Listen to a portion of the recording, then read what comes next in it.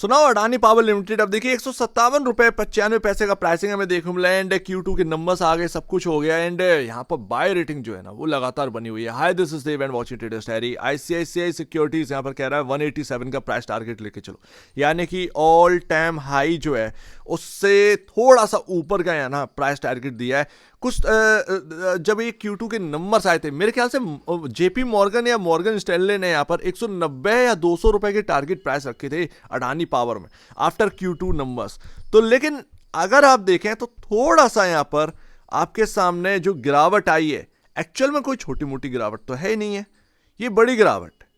4 दिन में जो यहाँ पर टूटा है ये स्टॉक, ये ऑल टाइम हाई के बिल्कुल नियर बाई पहुंच गया था, वहीं से ये स्टॉक फिसला है।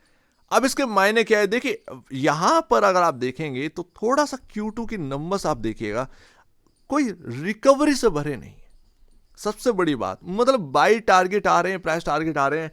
एक अडानी पावर का जो एक बेस वैल्यू है वो होना ही चाहिए 200 के आसपास। उस हिसाब से जेपी मॉर्गन हुआ या मॉर्गन स्टैनले हुआ या फिर आईसीआईसीआई सिक्योरिटीज हुआ, ये टारगेट प्राइसेस निकल रहे हैं। मैं खुद भी आपसे ना लंबे टाइम से कह रहा हूं कि बेस वैल्यू यहां पर 200 रुपए के आसपास होनी चाहिए, लेकिन एक मायूसी है।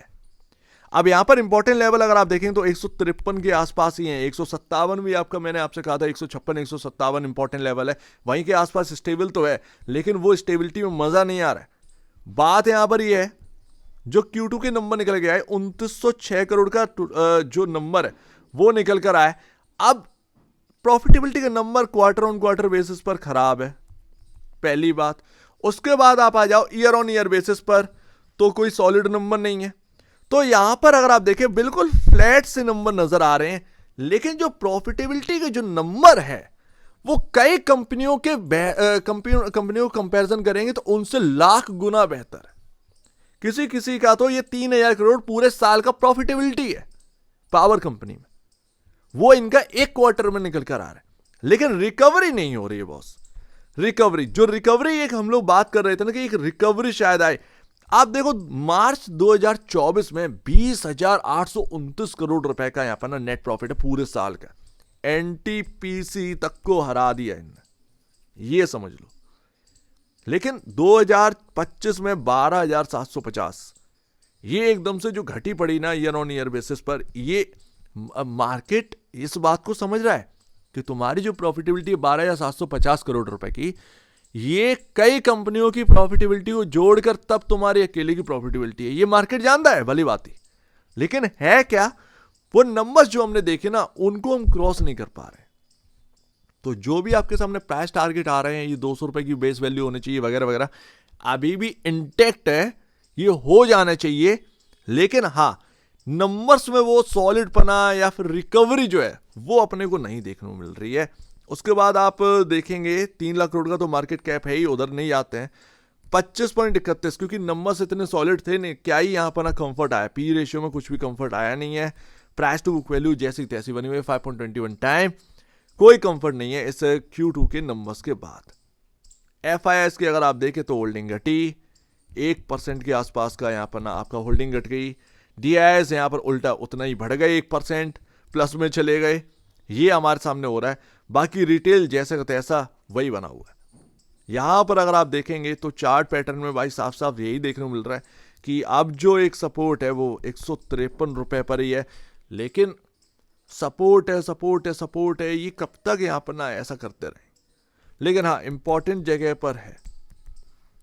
तो एक यहां पर देखिएगा, यहां पर जो स्टॉक टूटा है वो बिल्कुल सटीक उसी जगह से टूटा है जो प्रीवियस आपका हाई था, लाइन चार्ट के हिसाब से। लाइन चार्ट को देखना काफी इंपॉर्टेंट होता है, आप देखोगे तो आपको समझ में आएगा। मैं दिखाता हूं यहां पर, ये देखिए, एंड ये आपका जो रिकवरी हुआ ना निचले लेवल से, ये आप तब का देखिए, दोनों सेम बराबर है ना, बिल्कुल। तो ये आपका लाइन चार्ट के हिसाब से उसी जगह से टूटा है जो पिछली बार टॉप बना था। चलो ठीक है, वो तो टेक्निकल बेसिस पर हो गया, बट अब होना क्या है तो ये देखते हैं। 143 पर आपका मूविंग एवरेज आ चुका है, तो मेरे ख्याल से अभी भी पॉजिटिव ही सोचिए।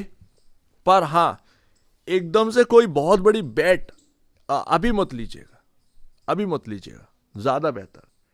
क्योंकि Q2 के नंबर्स और मार्केट देखते हैं क्या यहां पर बिहेव करता है। बट अभी जिसका भी इन्वेस्टमेंट है उसको कैरी कर सकते हैं, उसको आप लॉन्ग ले जा सकते हैं, लेकिन एकदम से कोई बहुत बड़ा आप ले लें कोई बेट, तो वो ठीक नहीं बन पाएगा शायद कहीं ना कहीं। 153 पे नजर रखना भैया, घूमने को यहां से भी घूम जाए एंड या तो 153 की तरफ, वही बहुत बड़े सपोर्ट्स हैं, वहीं पर बहुत बड़ा कंसोलिडेशन हुआ था 10-12-15 दिन का, इसीलिए कहीं ना कहीं 153 के आसपास ये शायद वहां से घूमने की कोशिश करे अगर कोई गिरावट आती है। अदरवाइज कहीं ना कहीं यहीं से सुधरता हुआ दिख जाए तो कोई बड़ी बात नहीं है। तो समझ गए ना, बेस वैल्यू तो 200 के आसपास होना चाहिए अडानी पावर की, ये सब जानते हैं, आईसीआईसीआई सिक्योरिटीज हुआ या फिर मॉर्गन स्टैनले या जेपी मॉर्गन, हम भी जानते हैं। लेकिन बात इतनी सी है कि नंबर्स में वो रिकवरी नहीं है, तो एकदम से कोई बड़ा बैट नहीं लेना, जितना इन्वेस्टमेंट है उसको ही कैरी करिए, ज़्यादा बेहतर है। सो उम्मीद है काफ़ी कुछ आपको समझ में आया होगा।